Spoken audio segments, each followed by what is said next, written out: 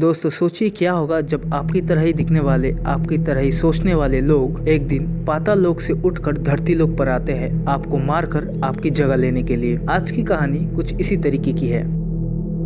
तो हमारी कहानी शुरू होती है 1986 सेंटा क्रूज में, जहाँ पर एक छोटी बच्ची अपनी माँ बाप के साथ मेले में आती है। उस बच्ची का नाम है एडी। एडी के मॉम को वॉशरूम जाना है तो एडी को अपने डैड के पास छोड़कर वॉशरूम चली जाती है। लेकिन एडी के डैडी बहुत ही ज्यादा लापरवाह है तो वो अपनी बच्ची के ऊपर ध्यान नहीं देते और वो खुद अपनी मस्ती में लगे रहते हैं, जिस वजह से एडी मेले से बाहर जाकर बीच के किनारे चली जाती है। उस बीच के किनारे उसे एक मिरर रूम दिखता है। तभी बारिश शुरू हो जाती है तो एडी बारिश से बचने के लिए उस मिरर रूम के अंदर चली जाती है और उस मिरर रूम के अंदर जाते ही वो खो जाती है। उसे बाहर निकलने का रास्ता नहीं मिलता और वो डर जाती है। लेकिन तभी उसके पीछे एक और बच्ची खड़ी होती है जो बिल्कुल उसी की तरह दिखती है। इसके बाद कहानी प्रेजेंट में शिफ्ट होती है, जहाँ पर एडी अब अडल्ट हो चुकी है और उसकी खुद की एक फैमिली है, पति और 2 बच्चे। समर वेकेशन की वजह से एडी अपने पुराने घर में वापस आती है, जहाँ पर वो पहले रहा करती थी, सेंटा क्रूज में। इसके बाद सभी खाना खाते हुए घर के अंदर बातें करते हैं और फिर हमें एडी की उस घर की कुछ पुरानी यादें हमें दिखाई जाती है,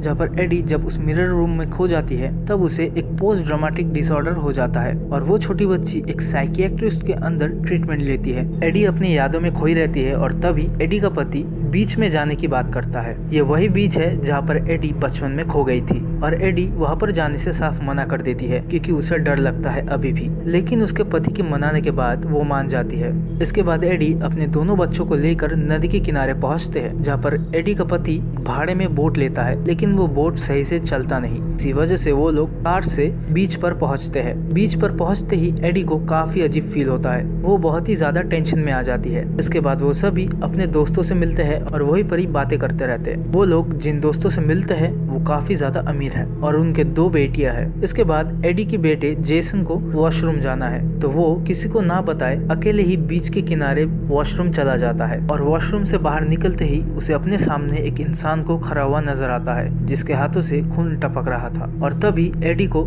जेसन ना दिखने की वजह से काफी ज्यादा घबरा जाती है और वो दौड़कर जेसन को ढूंढते हुए जेसन के पास जाती है। और इसके बाद रात हो जाती है और वो लोग घर वापस आ जाते हैं। एडी को जेसन के कमरे में एक ड्राइंग नजर आती है, वही ड्राइंग जो जेसन ने वॉशरूम से बाहर निकलते हुए उस इंसान को देखा था। और वो ड्राइंग देखने के बाद वो काफी ज्यादा घबरा जाती है और वो अपने हस्बैंड से कहती है कि उसे अब यहाँ पर नहीं रहना, क्योंकि उसे अब यहाँ पर कुछ भी अच्छा नहीं लगता और उसे ऐसा लगता है कि कोई तो यहाँ पर है। लेकिन तभी घर की लाइट चली जाती है और जेसन उनके कमरे में आकर ये कहता है कि उसे अपने घर के बाहर एक फैमिली नजर आ रही है। तो वो लोग बाहर दिखते हैं और उन्हें नजर आता है कि 4 लोग हाथ पकड़कर खड़े हुए हैं। उनमें से एक मर्द है, दूसरा औरत और बाकी दोनों के बच्चे हैं। तो एडी के पति को शुरुआत में लगता है कि शायद कोई मजाक कर रहा है, तो वो ऐसे ही उन लोगों से बात करने के लिए बाहर चला जाता है, लेकिन वो लोग कोई रिस्पॉन्ड नहीं करते। तो एडी के पति को काफी ज्यादा अजीब फील होता है और वो घर के अंदर आ जाते हैं और एक बेसबॉल बैट लेकर फिर से घर के बाहर जाते हैं उन लोगों को भगाने के लिए। लेकिन इस बार वो लोग उनकी घर की तरफ आगे बढ़ते हैं। एडी के पति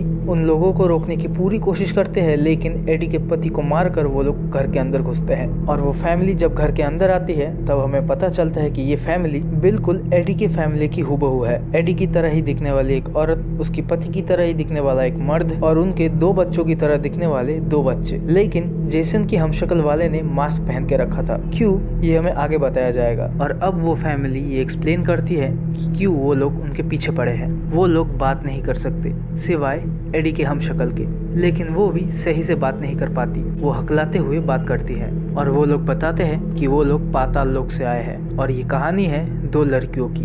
यहाँ पर दोनों लड़कियों से मतलब एडी और उसके हमशक्ल की है। उन दोनों की लाइफ एक जैसी ही बीती है अब तक, लेकिन जहाँ पर एडी को सभी सुख सुविधाएं मिली, एक अच्छा पति मिला, अच्छे बच्चे मिले, एक हेल्दी फैमिली बनी, वही उसके हमशक्ल को दर्द, पीड़ा और अनचाही चीजें मिली। उसने जिन बच्चों का जन्म दिया वो शैतान का रूप धारण करके पैदा हुए थे और इसी वजह से एडी की हमशक्ल को एडी से नफरत है कि क्यों सिर्फ उसे ही सारी सुख सुविधाएं मिली और एडी के हमशक्ल को नहीं। तो अब हमें कंफ्यूजन ना हो, इस वजह से हम एडी के हमशक्ल को कहेंगे शेडी। तो शेडी एडी को टेबल से लॉकअप कर देती है और शेडी के पति एडी के पति को घसीटते हुए घर के बाहर ले जाते हैं। शेडी की जो बड़ी बेटी है वो एडी की बड़ी बेटी के साथ बिजी हो जाती है। एडी की बड़ी बेटी एक रनर है तो वो भाग कर बहुत दूर चली जाती है और शेडी की बड़ी बेटी भी उसका पीछा पीछा करने लगती है। तो जेसन अपने हमशक्ल को एक छोटी सी जगह के अंदर लेकर जाता है और वहाँ पर जेसन के हमशक्ल अपना मास्क उतारता है और हमें पता चलता है कि उसका आधा चेहरा जला हुआ है और इसके बाद वो जेसन के साथ अजीब तरीके से खेलने लगता है। तो अब हमें सीन बड़ी बेटी का दिखाया जाता है जो एक कार के पीछे जाकर छुप जाती है, लेकिन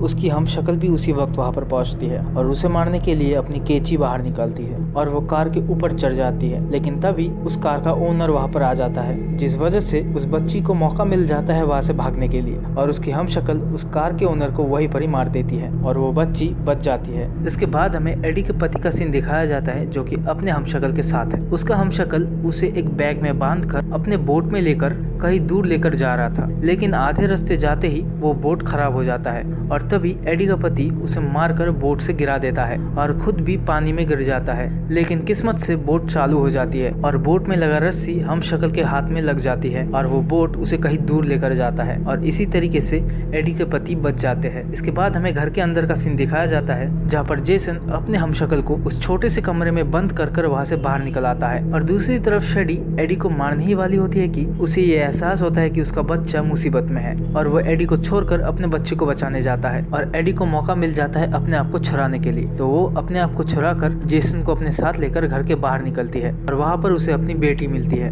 दूसरी तरफ नदी में वो बोट फिर से घूमकर एडी के पति की तरफ आती है और इस बार उस बोट में हमशक्ल भी होता है और वो एडी के पति को मारने की कोशिश करता है, लेकिन एडी का पति उसे जान से मार देता है और बोट लेकर अपनी फैमिली को वहाँ से बचाकर दूर चला जाता है। इसके बाद हमें एडी के उन अमीर दोस्तों को दिखाया जाता है जिनके साथ उन लोगों ने बीच में मुलाकात की। तो जॉश अपने घर में आराम फरमा रहा था, तभी उसकी बीबी आकर कहती है कि उनके घर के बाहर उन्हें कोई दिखा तो वो जाकर बाहर चेक करे, लेकिन जॉश आराम करना चाहता है, बाहर नहीं जाना चाहता। तो वो दोनों खिड़की से बाहर देखने की कोशिश करते हैं कि कोई नजर आता भी है या नहीं, लेकिन तभी इन लोगों के हमशक्ल उनके घर के अंदर आकर लोगों को मार देते हैं और फिर तब हमें पता चलता है कि सिर्फ एडी और उसकी फैमिली की ही हमशक्ल नहीं और भी बहुत सारे लोगों के हमशक्ल मौजूद है जो कि पाताल लोक से उठकर अब धरती पर आए हैं और एक एक करके अपने हमशक्ल वालों को मार रहे हैं। फिर तभी एडी भी वहाँ पर पहुँचती है, लेकिन वो लोग एडी को जबरदस्ती घर के अंदर लेकर जाते हैं और जॉश का हमशक्ल एडी के पति के पीछे पड़ जाता है और एडी का पति अपने बच्चों को बचाने के लिए उसका ध्यान अपनी तरफ खींचकर उसे कहीं दूर लेकर जाता है और जेसन और उसकी बड़ी बहन अपनी माँ को बचाने के लिए घर के अंदर जाती है और उन दोनों बहनों के जुड़वाओं को मार देती है। और इसके बाद हमें उस औरत के हमशक्ल को दिखाया जाता है जो कि मेकअप कर रही थी और उसने एडी को बिस्तर से बांध के रखा है और फिर वो अपनी कैंची बाहर निकालती है और अपने ही चेहरे को काटने लगती है। अब हमें एडी के पति की सिचुएशन को दिखाया जाता है जो कि वापस अपने बोट के अंदर जाता है और उसी के साथ साथ जॉश का हमशक्ल भी वहाँ पर पहुँचता है और उस बोट के अंदर एडी का पति जॉश के हमशक्ल को मार देता है और ये सारी चीज उस औरत के हमशक्ल घर के अंदर से देखती है, लेकिन वो ये सब देखकर हंसने लगती है। लेकिन तभी एडी के बच्चे उन्हें बचाने के लिए उस औरत के ऊपर हमला कर देते हैं और वो किसी तरीके से उस औरत को बेहोश कर देते हैं। तो ये सब कियोस होने के बाद वो लोग उसी घर में रहकर आगे की प्लानिंग करते हैं। तो एडी सलाह देती है कि वो लोग उनसे भी ज्यादा ताकतवर है और उन्हीं की तरह सोचते हैं, तो उन्हें इस जगह पर ज्यादा देर तक नहीं रुकना चाहिए, उन्हें मेक्सिको जाना होगा। तो वो लोग गाड़ी के अंदर जाते हैं, लेकिन गाड़ी की चाबी घर के अंदर रह जाती है, जिसे लेने के लिए एडी जाती है। तो उसे किचन में गाड़ी की चाबी मिलती है, लेकिन तभी उनमें से एक हमशक्ल एडी के ऊपर हमला कर देती है, लेकिन एडी उस हमशक्ल को जान से मारकर चाबी लेकर गाड़ी के वहाँ पहुँचती है। लेकिन गाड़ी ड्राइव करती है एडी की बड़ी बेटी। कार ड्राइव करते वक्त उनके कार के सामने उसी लड़की की जुड़वा आ जाती है और वो जुड़वा उनके कार के ऊपर चढ़ जाती है। तो वो लड़की किसी तरीके से अपनी जुड़वा से छुटकारा पा जाती है और वो जुड़वा एक जंगल के झाड़ी में जाकर अटक जाती है। तो एडी उसे मारने जाती है, लेकिन मार नहीं पाती क्योंकि उसकी शक्ल उसकी बेटी जैसी है। तो इसके बाद वो लोग कार ड्राइव कर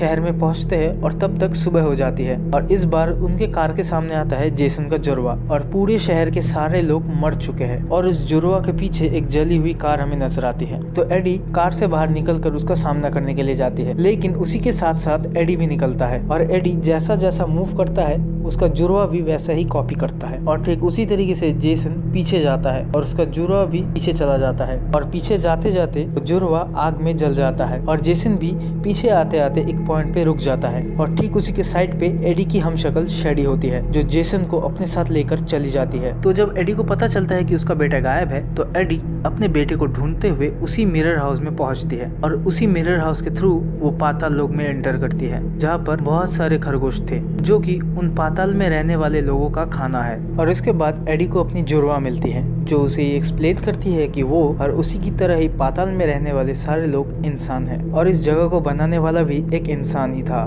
लेकिन जिसने उनको बनाया वो सिर्फ शरीर बना पाया, आत्मा नहीं। और ये चीज उस बनाने वाले की एक नाकामयाबी थी। इस वजह से बनाने वाले ने उन लोगों को इसी तरीके से पाताल में अकेला छोड़ दिया बिना किसी उद्देश्य के, और सदियों तक ये लोग बिना किसी मकसद के यूं ही पाताल में भटकते रहे। लेकिन 1986 के उसी दिन एडी और शेडी दोनों आपस में मिले और उसके बाद सारी चीजें बदल गई और उन दोनों ने एक डांस भी किया था। और पाताल लोक के वो सारे लोग जब उन लोगों ने उस डांस को देखा तो उन्हें समझ आ गया कि यही लड़की उन लोगों को आगे का रास्ता दिखाएगी। और तभी से उन लोगों ने प्रिपरेशन लेना शुरू कर दिया धरती के लोगों को मारकर उनकी जगह लेने के लिए। इसके बाद एडी और शेडी दोनों आपस में लड़ते हैं और बड़ी मुश्किल से एडी शेडी को मार देती है। शेडी को मारने के बाद एडी एक काफी इविल स्माइल देती है, जैसे कि ये जंग शेडी की नहीं बल्कि एडी की थी। लेकिन तभी उसे जेसन मिल जाता है और वो जेसन को लेकर एम्बुलेंस की मदद से वहाँ से निकल जाती है। लेकिन यहाँ पर मूवी का सबसे बड़ा ट्विस्ट रिवील होता है। 1986 के दिन उसी रात जब एडी और शेडी वो दोनों बच्चियां आपस में मिली तो जो इविल वर्जन थी जो कि पाताल लोक से उठकर धरती पर आई थी, वो धरती में रहने वाली उस लड़की को बेहोश कर अपने पाताल लोक में ले जाती है और उसको अपनी जगह पर रखती है और वो खुद मतलब वो इविल वाली साइड उसकी जगह लेने के लिए धरती पर आती है। मतलब शुरुआत से लेके अंत तक अब तक जिसको हम एडी कह रहे थे वो खुद एक पाताल में रहने वाली इंसान थी और उसने धरती में रहने वाली अपनी हमशक्ल को पाताल में कैद करके रखा और उसको जबरदस्ती पाताल में अपनी जिंदगी जीनी पड़ी। और इसी वजह से सिर्फ वही है जो पाताल में रहने वाले लोगों से काफी ज्यादा अलग है और बात कर सकती है। और इसी वजह से शेडी एडी से इतनी ज्यादा नफरत करती है क्योंकि जो लाइफ एडी ने जी वो शेडी की थी और एडी ने उसकी लाइफ उससे छीन ली। और इसके बाद एडी एक इविल स्माइल देकर अपने बेटे की तरफ देखता है और मूवी यहीं पर ही खत्म।